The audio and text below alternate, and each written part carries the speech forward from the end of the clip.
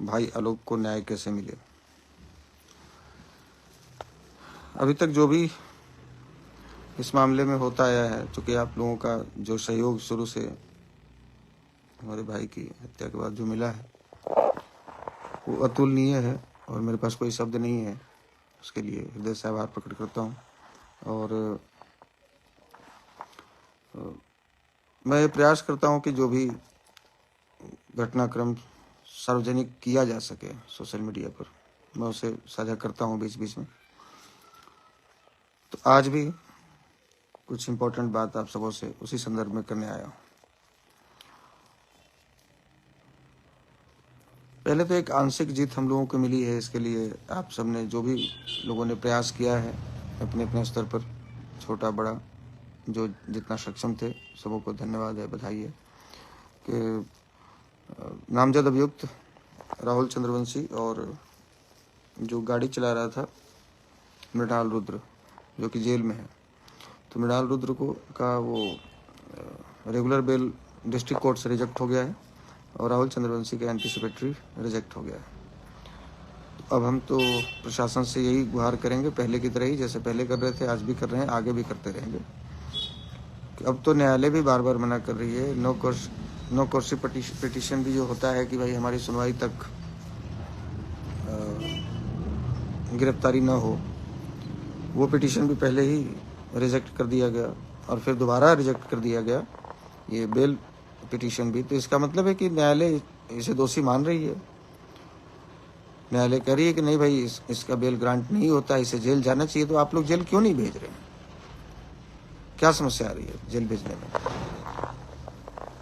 और आज एक पोस्ट मुझे देखने को मिला है, किसी ने भेजा 2 घंटे पहले का ये पोस्ट है, ये राहुल चंद्रवंशी की आईडी से 2 घंटे पहले ये डाला है, अपने सफाई में कुछ कुछ लिखा है। इसने इसमें एलिगेशन भी लगाया है कि मैं इससे 1 करोड़ रुपए की मांग कर रहा था। तो अभी हमारी वकील से बात हुई है इस पर एक, और हम अभी मुकदमा दर्ज कर रहे हैं और साथ ही साथ इसको एक ऑफर दे रहे हैं कि हमें तुमसे 1 करोड़ रुपया या 10 या 50 100 करोड़ रुपए नहीं चाहिए, मुझे जो चाहिए वो तुम लौटा नहीं सकते, जो तूने छीन लिया हमसे।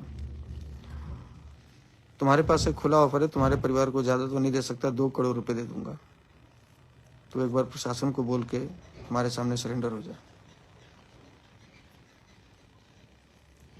प्रशासन को बोल के सरेंडर हो जाए कि मैं अपनी मर्जी से आशुतोष कुमार के पास जा रहा हूँ, 2 करोड़ रुपए अभी भिजवा देता हूँ, इतनी तक क्षमता है मेरे पास। बाकी एक और बात है, ये अभी पोस्ट शायद कुछ देर में डिलीट हो जाएगा, इसलिए पहले ही बता देता हूँ। ये जो इस पोस्ट के साथ में जो डॉक्यूमेंट संलग्न किए गए हैं, ये हाईलाइट कर करके जो डॉक्यूमेंट सारा संलग्न किया गया है, ये डायरी की सर्टिफाइड कॉपी है और ये कॉपी न्यायालय से बाहर नहीं जा सकता। आप चाह कर भी चिरकुट फाइल जो होता है हमारे यहाँ, जो कोई दस्तावेज निकालने के लिए, वो चिरकुट फाइल करके भी नहीं निकाल सकते। इसे लोग इलीगली तरीके से निकालते हैं, पैसे देकर। इसने इलीगली तरीके से पैसे देकर निकाला, इसे इसके वकील ने दिया, इसे केस आईओ ने दिया, थाना प्रभारी ने दिया, एसडीपीओ ने दिया, किसने दिया, इसकी भी जांच होनी चाहिए। और एक पिटीशन इसके लिए भी हम लोग अभी दर्ज कर रहे हैं कि ये इसके पास कैसे आया सार्वजनिक रूप से, ये क्या ये न्यायालय से बड़ा हो गया राहुल चंद्रवंशी? क्या कोर्ट, जिला जज सब इसके सामने बौने हैं? क्या पुलिस प्रशासन इसके सामने बौना है? क्या झारखंड सरकार नतमस्तक है? और यदि नहीं है तो इस सड़क छाप इस बिल्ले की क्या औकात है जो इतना बोल पा रहा है? न्यायालय पर भरोसा है, फिर से कह रहा हूँ न्यायालय पर भरोसा है, क्योंकि लोकतांत्रिक तरीके से विगत 14 वर्षों में हमने बहुत सारी लड़ाइयाँ लड़ी हैं और बहुत सारी लड़ाइयों में हमें जीत भी मिली है। न्यायालय पर भरोसा है, दूसरे के भाई बेटों के लिए लड़ा हूँ, अपने भाई के लिए लड़ रहा हूँ। आज भी न्यायालय पर भरोसा है, बहुत धैर्य के साथ काम ले रहा हूँ।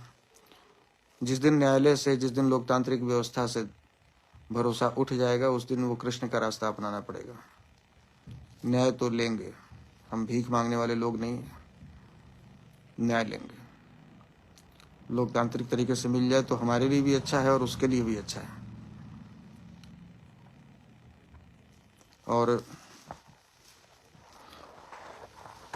रांची बंदी की और रांची सीएम आवास घेराव की मैं बात किया था, लेकिन मैं काफ़ी विचार किया तो मुझे लगा कि मैंने भावना में आकर वो बात कही। लेकिन रांची नहीं, देवघर में ही दोबारा प्रोटेस्ट होगा और इस बार हमारी संख्या 5 लाख के आसपास होगी। पूरे बिहार से, पूरे झारखंड से, पूरे उत्तर प्रदेश से, अलग अलग जिलों से, बंगाल तक से लोग, दिल्ली से, सब जगह से लोग केवल एक ही बात पूछते हैं कि अगला प्रोटेस्ट कब होगा, हमें कब आना है। तो जल्दी 1 से 2 दिनों के भीतर मैं अगले प्रोटेस्ट की तारीख की घोषणा कर दूंगा।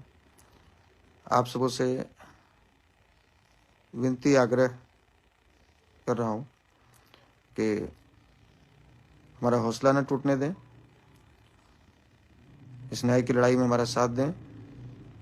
यदि आपको लगता है कि आशुतोष कुमार विगत 13-14 वर्षों में सैकड़ों हजारों समाज के लोगों के लिए मदद का हाथ उठाया है, उनके सुख दुख की घड़ी में उनके पास जाकर खड़ा हुआ है मजबूती से, यदि लगता है कि आपको आपका हक दिलाने के लिए इस सड़क पर संघर्ष कर रहा है, जिसके तहत इसे हजारों बार न जाने कितनी थ्रेटनिंग मिली है, सैकड़ों बार पुलिस डिटेन होना पड़ा है, दर्जनों मुकदमे हुए हैं, कई बार जेल जाना पड़ा है, आज भी हर रोज तारीख, महीने में 2-3 तारीखें लगी रहती हैं। यदि लगता है कि इसने कुछ समाज के लिए किया है, इसका कोई योगदान है, तो इसके भाई को न्याय दिलाने की लड़ाई में हमें साथ आना चाहिए।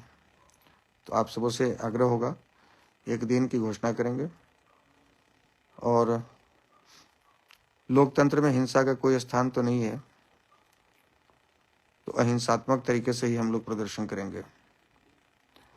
शांतिपूर्वक पूरा देवघर, आम जनता, किसी भी जाति का हो, किसी भी धर्म का हो, 2-4-10 जो उसके चमचे हैं जो उसके बदौलत खा पी रहे हैं, या जो साइबर अपराधी उसके साथ जुड़े हुए हैं, या जो पुलिस, जो भ्रष्ट पदाधिकारी हैं जो उसके साथ में उसके टुकड़ों पर पल रहे हैं, वैसे लोगों को छोड़कर आम जनमानस इस लड़ाई में हमारे साथ है और जल्द ही एक डेट की घोषणा हम करेंगे।